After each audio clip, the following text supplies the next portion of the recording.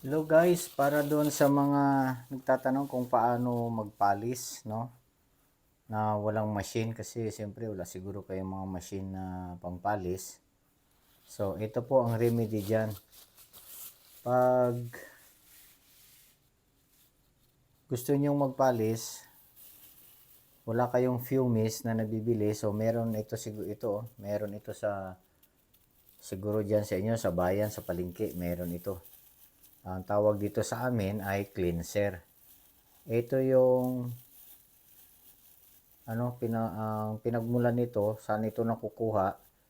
Doon sa mga sinusunog na mga palay, yung mga ipa ng palay, pag sinunog mo siya, matapos ng masunog, tanggalin mo yung abo niya. So, ito ang lilitaw.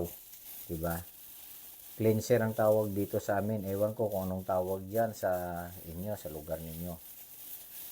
So, maglagay ka ng tubig sa isang bowl o kahit na sa isang tawag yan, mangkok na lagayan ninyo. Tapos, buhusan ninyo ng ganyan. Ayan o. Ayan. So, tingnan natin. Kailangan, medyo yung hindi siya dapat malabnaw. Ayan, ganyan. So, nangitim siya guys, no? Guys, no? Kasi, ito guys, merong ganito nabibili na yung mapuputi. Maputi ito kasi siguro wala nang makuha yung nagbibenta nito kaya maitim na yung mga nakukuha. So, ito gamitin nyo. Tapos, kuha kayo ng tissue. Tissue, gaganon lang ninyo yung tissue. Ayan. Tapos, itong halimbawa, denture, oh. Ayan. Ang gagawin dito ngayon ay, kasi magaspang nga, so, ganyan lang. Ayan. Diba? Kung sa amin pa, isaw-saw ba? Tapos, ganyan mo, tapos ganyan. Ayan. Para matanggal po yung rough niya. Ayan. Di ba pag binawasan ninyo yung mga postiso niyo magaspang. So, ganyan ninyo lang siya. Pagtyagaan nyo lang kasi wala naman kayong machine kasi. So, mapansin niyo guys, matatanggal na yung mga magagaspang. Ganyan. Kung saan yung parte na magaspang, yun lang. Bawasan ninyo, ganun. Ganun din, pwede yan dito sa ngipin. Pag makita nyo magaspang, pwede yan. Ganyan. Ayan, ganyan ang magiging itsura niyan.